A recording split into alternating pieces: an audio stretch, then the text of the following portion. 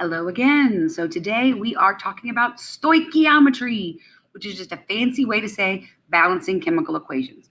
So we're going to take some notes today, and I did turn this into a Google document, but it just didn't look good. It really looked bad. So I did leave it as a PDF, and you're going to need to open it in Cami. You can either create text boxes to fill in the blanks, or write. Either if you've got a touch screen, you can write with your finger, or you can write with the mouse. But hopefully you'll be able to fill this in. So when you click on the link in Schoology, it should open up like this. And what you're going to do is click on Open With, and then Annotate with Cami. Okay, here we go. So atoms are not created or destroyed during a chemical reaction. Scientists know that there must be the same number of atoms on each side of the equation. To balance the chemical equation, you must add coefficients in front of the chemical formulas. You cannot add or change subscripts. So this is what we talked about in the notes 2C, that CO2 is carbon dioxide, and if we're trying to balance the chemical formula or chemical equation for photosynthesis, we know we need 6 carbons for that C6 from the C6H12O6 of sugar. So we'd be tempted to do that and just go there, 6 carbons, easy, done. Except for the fact that that is no longer carbon dioxide. Honestly, I don't think that is anything. But if it is something, it's not carbon dioxide, and we need carbon dioxide. Plants need carbon dioxide, not C6O2. So you can't do that. You have to change the coefficients to get them to balance. So when we are balancing chemical equations, the steps are very simple. If you would like to take note of what I'm writing down, you can. However, I have given you the document that has the teacher's notes in it. So I purposefully left in the teacher notes page so that you don't have to take notes on what I'm about to say, okay? So the second page of this document is the teacher notes. It's the thing that they gave to the teacher on the answer key, but I don't need that. I know how to balance chemical equations. I don't need those notes, but y'all do. And I figured rather than make you sit down and write out all of the notes, we're going to practice, and I'll give you the notes already written out. So if you scroll to the second page, what I'm telling you right now is there. So if you're working on your own later on and you can't remember what was the next step, refer back to the second page of this document. That's what you need, okay? All right, so the first thing that I do when I'm balancing chemical equations is put a line under the arrow that divides the reactants to the products. Next, I identify the elements. Well, they did that for us. Magnesium, oxygen, magnesium, oxygen. Next, how many atoms do I have of each element on each side of the equation? So over here, I've got 1 magnesium and 2 oxygen. Over here, I've got 1 magnesium and 1 oxygen. If you don't know where I got those numbers from, you came here too fast. You need to go back to day 38 and watch that video and do those notes so that you'll understand where these numbers came from, okay? So I know that I need 2 oxygens over here because I've got 2 here, so I know I need 2 here. So I'm going to decide what coefficient multiplies times 1, because I know no subscript means 1. What times 1 equals 2? 2. 2 times 1 equals 2. And that's going to give me the 2 oxygens I need. But magnesium is also in that formula. So I've also got to do 2 times 1 on the magnesium. But now that means that the magnesium on my reactant side isn't balanced. So how many do I need? 2. So what coefficient would give me that 2? 2. And then that's the only thing in that formula. So we don't have anything else changing. And look at that. We are indeed balanced. Okay? Make sure you get all of that. But I'm going to pause because I'm getting ready to erase.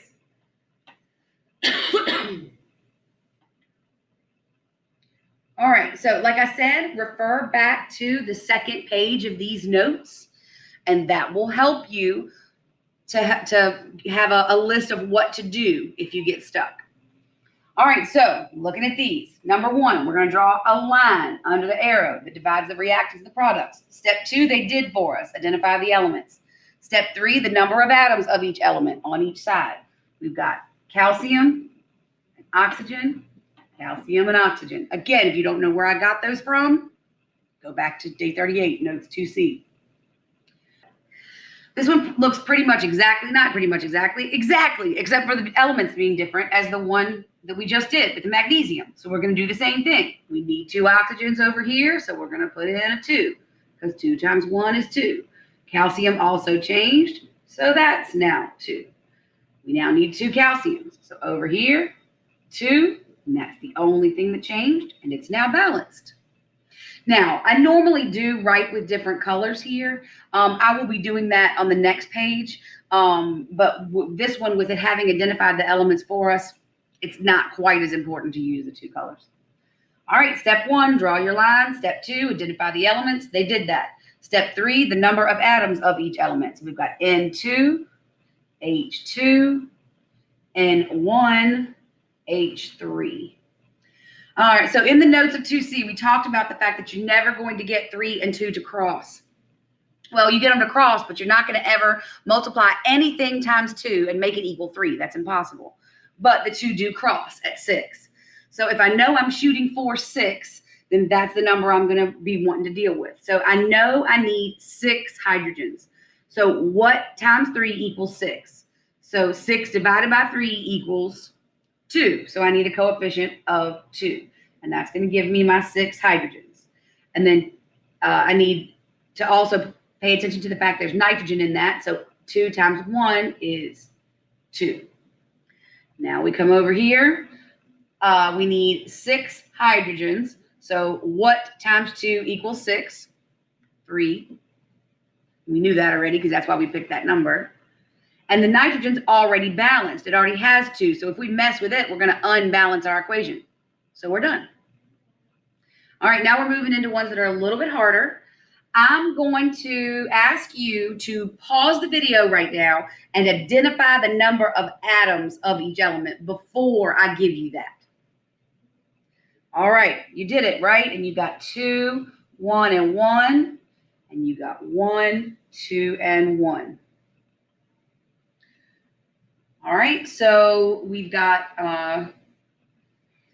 on this one, we've got copper by itself over here and carbon by itself over here. So oxygen is the one we need to balance first because oxygen is tied in with another element every time. So you always want to start with that one. And then the other ones will kind of work themselves out because they're alone. It's much, much easier to make the equation balance when you've got an element all by itself. All right, so oxygen is what we need. So we know we need 2. So we need 2 over here. So 2 times 1 is 2. Now, what else changed? We've got 2 times 2 is 4 copper. All right, now over here, we need 4 copper. And that's it. 4, 2, 1. It's balanced. Please excuse this interruption. All right, and then the last one. Again, I'm going to ask you to try to identify the number of atoms of each element. So pause and do that. Hi, welcome back. All right, we've got 2 hydrogen, 2 oxygen. Then over here, we've got 2 hydrogen. And then you've got to be careful. There's oxygen here and here. So we've got 2 plus 1 is 3. All right, we're running into that same problem with oxygen everywhere and needing it to equal 6. So for this one, you are going to have to think about the fact that the oxygens over here are not going to be changed. If I just change here, this one's not going to change. So you've got to think about that, but it'll make sense. Don't worry. Okay, so we know we need it to equal 6 because we know that 2 and 3, I can't make 2 equal 3. It's not possible to multiply 2 times anything and make it equal 3. But I know that 2 and 3 equal 6, so I can shoot for that. So if I'm shooting for 6 oxygens, what times 2 equals 6? 3.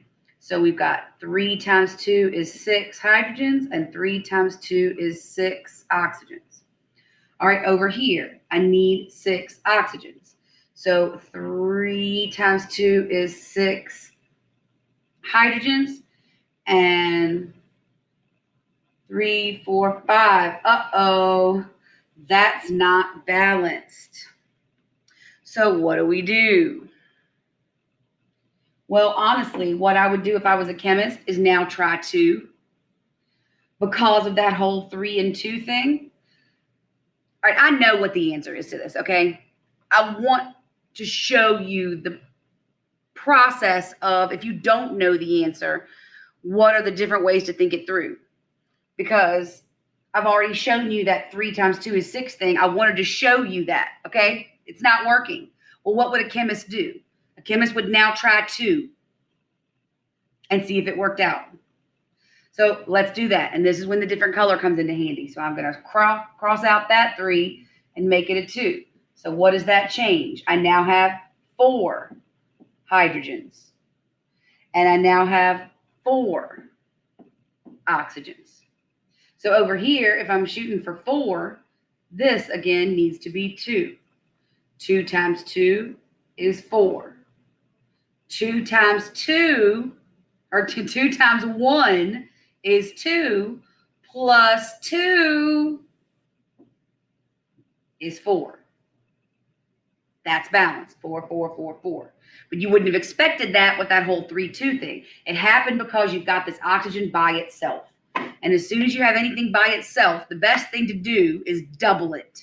As soon as you've got something that's a single thing, what's the best way to make an odd number even? Double it. Multiply it times 2.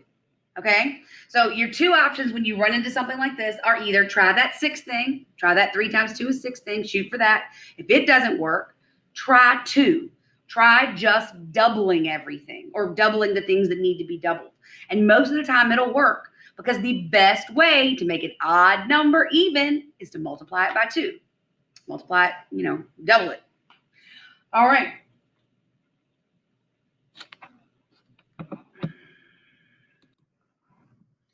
All right, so we've moved on to the next page.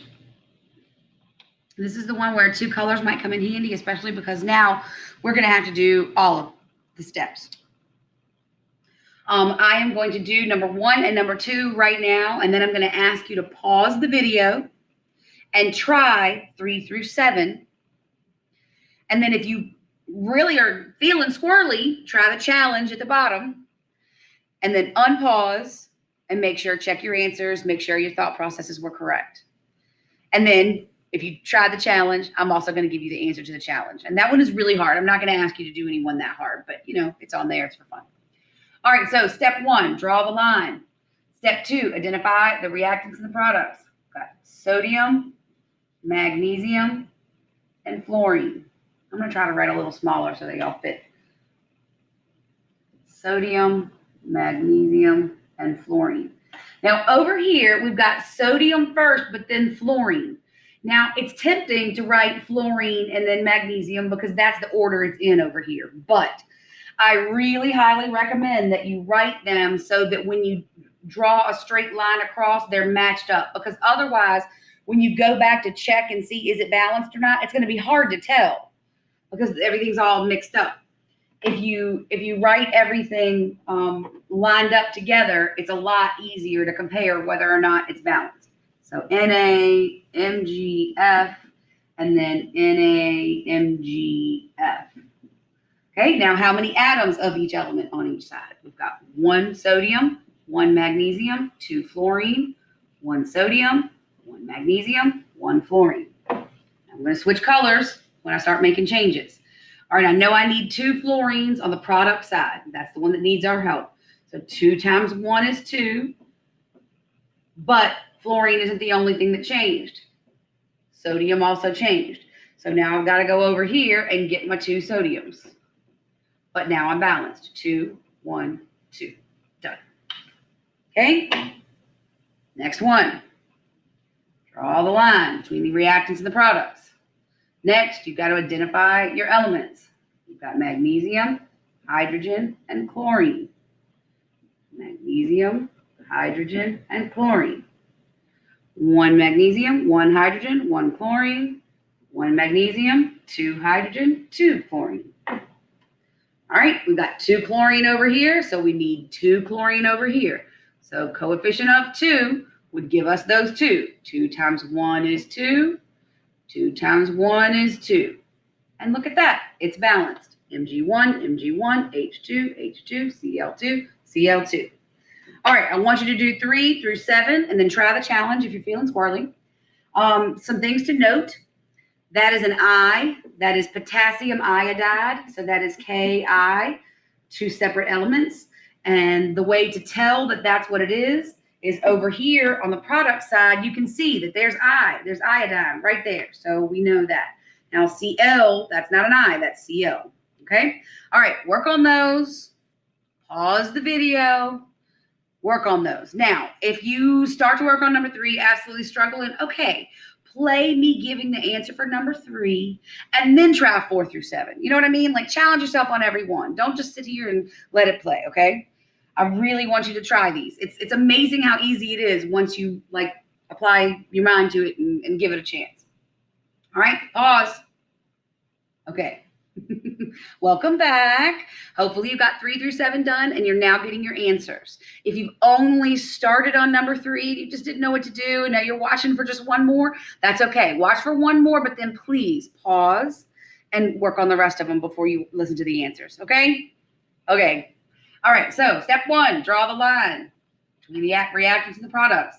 Step 2, identify your elements. We've got chlorine, potassium, and iodine. Chlorine, potassium, and iodine. Step 3, identify the number of atoms of each element on each side. So we've got Cl2, K1, iodine 1. Cl1, K1, iodine 2. Now we're going to switch colors because it makes it a little easier. So we know we've got 2 iodines over here, and we need 2 iodines over here. 2 times 1 is 2, so that'll give us that. But iodine isn't the only thing in there. It's also got potassium, so this also becomes 2. All right, now we still need over here 2 potassiums and 2 chlorines, but that is made easy by the fact that is potassium and chlorine. So we put that 2, and they both apply to it. All right, pause it if you haven't already and work on 4 through 7. Okay, welcome back. Here we go. Answers for 4 through 7. First thing I'm going to do is clear this. And number 4. Step 1, right, draw the line. Step 2, identify the elements. NaCl. Step 3, the number of atoms of each element. 1, 1, 1, 2. Step 4, get to work, right? Who needs help? All right, we've got 2 chlorine over here. So this chlorine needs to be 2. 2 would give us that 2. But that also changes the sodium to 2. So now over here, this sodium needs to be 2. And that's it. It's balanced. Here we go. Step 1, draw the line. Step 2, we've got sodium and oxygen. Step 3, how many? 1, 2, 2, 1. Step 4, who needs help? They both need equal help, so it doesn't really matter where you start. We know we need 2 oxygens over here, so we're going to put a 2, and that's going to give us 2, and then 2 times 2 is 4. Now, if you started with the sodium, it's okay, but you're probably going to end up having to change it twice, because what you would have done is been like, okay, well, I need 2 sodiums, so let me put 2 over here, and you'd get your 2 sodiums, and then you'd go to fix the oxygen and realize that it was 4 sodiums, and then you just go back and change it. So it would look like this, and it would be totally acceptable. If you had a 2 here, and then you realize, oh, no, oh, and this would have been, oh, well, you would have done this. 2 here, and then you would have done that, right? Thinking you were right? Well, all you got to do is then now go, oh, well, I know that needs to be a 4. That's now a 4, and that's totally acceptable. That is the way you're supposed to do it. It's expected that there's going to be times that you kind of put the wrong number, put the wrong coefficient, and need to up it 1 or lower it. You know, like if you do that whole 3-2 thing, like we did at the other one. All right, here we go. line, elements,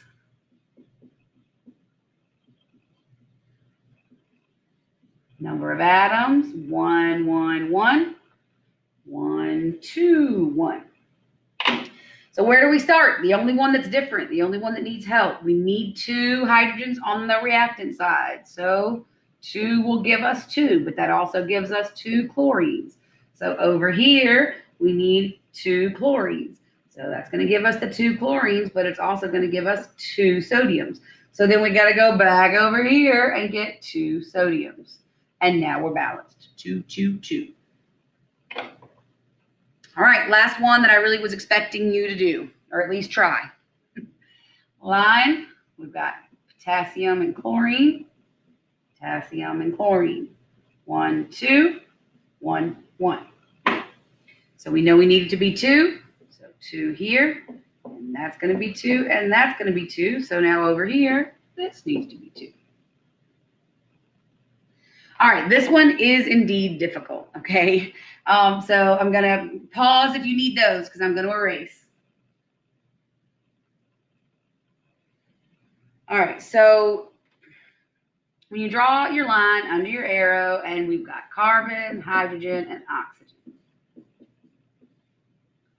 C2, H6, O2, C1, H2, O3. And that O3 is the real stick in your craw, you know, because of that whole 3-2 thing. But what are we always going to shoot for? 6. So let's shoot for 6. All right, it's going to be, we're also going to save that oxygen for last. Okay, so if we're trying to get the 6 hydrogens, so we know we need 6 hydrogens, so we're going to start over here. We need 6 hydrogens. What times 2 equals 6? 6 divided by 2 is 3. So we're going to put 3 there. 3 times 2 is 6, and that's going to give us 5 oxygens. Okay, so we also need 2 carbons. So we're going to put 2 here for 2 carbon, and that's going to give us 2 times 2 is 4 oxygens, plus 3 is 7 oxygens. Okay, so now we need 7 oxygens. Can we get 7 oxygens out of 2? Is that possible? No. So what do? Well, you see how everything else is balanced except for that? What's double of 7? Remember how I said if it just won't work out, double it? What's double of 7? 14. Can I make 2 times something equal to 14? Well, yeah, I just multiplied 7 times 2 to get it. So that's what you have to do to solve this one. You just have to double everything.